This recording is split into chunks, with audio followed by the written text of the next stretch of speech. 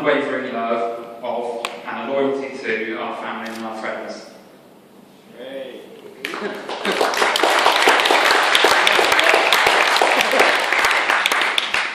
Now, on the subject of families, I couldn't continue without mentioning that my parents celebrate their 30th wedding anniversary this year, and that David and Deirdre celebrate their 40th. So if I can ask everyone to please raise their glasses to our parents, congratulations to the four of you, and we also have some gifts for you in a moment.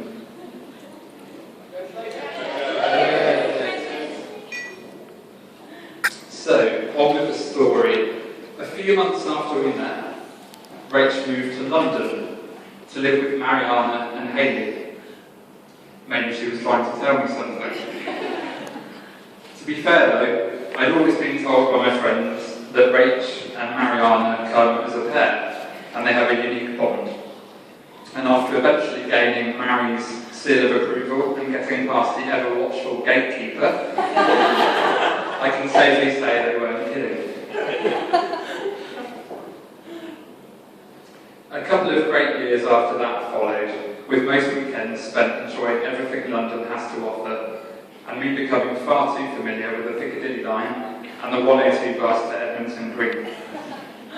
From West End shows and walks along South Bank to wine nights and picnics in Alexandra Park. And in the process, I've gained two really special friends in Marion Hales, as well as a head chef and a chief tea maker. Last year, Rach moved back to Reading to live with me. But to use an old cliche, one thing's for sure, you can take the girl out of London, but you can't take London out of the girl. We still spend a lot of our time up in London. Now, talking of Mary and Hayley, I'd like to thank them, as well as Philippa and my sister Debs, for being our bridesmaids here today. You all look lovely. And thanks also to our lovely little flower girl over there, Lily. We also have some gifts in a moment for all of you. Thanks, of course, to my best man, Steve, for being a great friend over the past 17 years, and also for staying sober until this point. Thanks also to the ushers, Andy, Steve and Will. Now, unfortunately, there are a few family and friends who can't be with us here today. Rachel's granny Mountjoy sadly passed away earlier this year, but was so excited about the wedding and so proud of everything Rach did. My fondest memory is her saying to Rach, "There'd be no one else like you, Oliver." And she wasn't wrong. And as lovely as I'm sure our rather purple wedding cake is over there, it'll struggle to match up to one of Gran's homemade sponge cakes. Rachel's granny Sally, who I've also heard so much about, will also no doubt have been very proud of her granddaughter today, as would her granddads Cecil and Bill. I'd also like to remember my own grandparents, Grandpa Jack, Grandma Sadie and Grandad Bill. I have very fond memories of all of them, particularly my Grandma Sadie, who we visited up in Scotland throughout my childhood and teenage years. Finally, it would be wrong of me, for those of you who know Rach very well, to forget her dog Timmy. Not a day goes by where someone doesn't recall a story about Timmy, and I know he's very much missed. Now on to two people I really do need to thank, for welcoming me into their close family, for letting me marry their only daughter, and for all of their support in making today so perfect. David and Deirdre, or as I affectionately like to call them, the snapper and the flapper.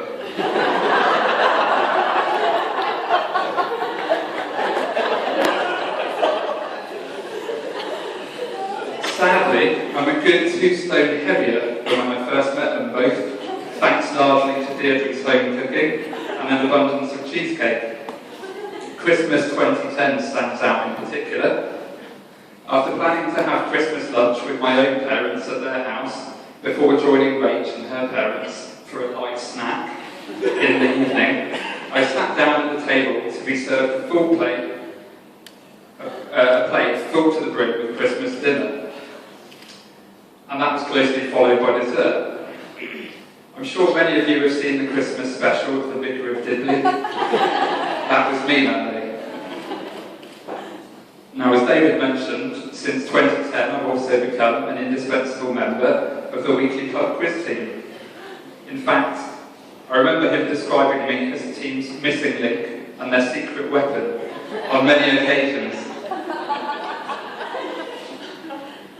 Many of you will have heard about how, where and when Rach and I got engaged in Paris. But her reaction and the hour or so that followed, phoning family and friends and letting it all sink in, will all stand out as an incredible memory for me. Especially the moment Rach came bounding out of the hotel bathroom, screaming, "It sparkles!" after seeing her ring under the bright lights for the first time. But in hindsight, asking David and Deirdre for permission to marry Rach earlier that same week was far more nerve-wracking than the proposal itself, because I know what Rach means to her parents, and what they of course mean to her. You also begin to wonder if you've bitten off more than you can chew, when your future in-law's response is a short pause, followed by the words, "You're brave."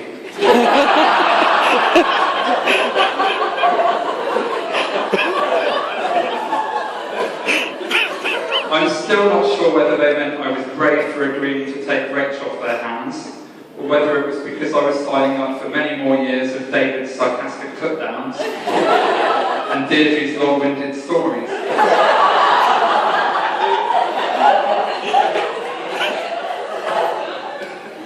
Now, despite being taller than both of my parents from about the age of 11, I've always looked up to them both. When I was at infant school, when people asked me, "What do you want to be when you grow up?" I always used to answer, "A professor." I have no idea, other than that's what I assumed reasonably clever kids went on to become. The real answer to that question, especially as I got older, was I wanted to be like my dad. But perhaps with a bit more hair. Now, I know that mums often shed a tear on their son's wedding day, can see, because they feel like they're no longer needed when it comes to cooking, washing, running around after them. But luckily for you, Mum, Rachel isn't very useful for any of those things. So please keep up the good work.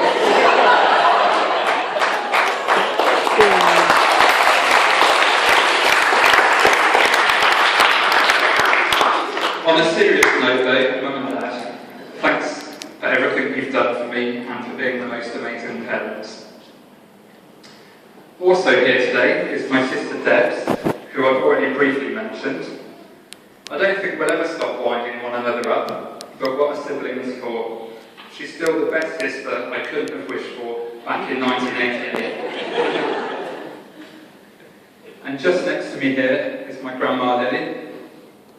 I spent a lot of time staying with her up in Birmingham as a child, especially during the school holidays. We enjoyed many dates out and trips to Cadbury World, and without her I don't think I'd ever have gotten an Arsenal shirt or a Game Boy as a child. We've got a small gift for you in a moment. Now they say, you don't marry the person you can live with, you marry the person you can't live without, which is very, very true. If you'd have told me years ago I'd be marrying a feisty, ginger-haired actress, I wouldn't have believed you. But if there's one word to describe Rach and I think it's inseparable.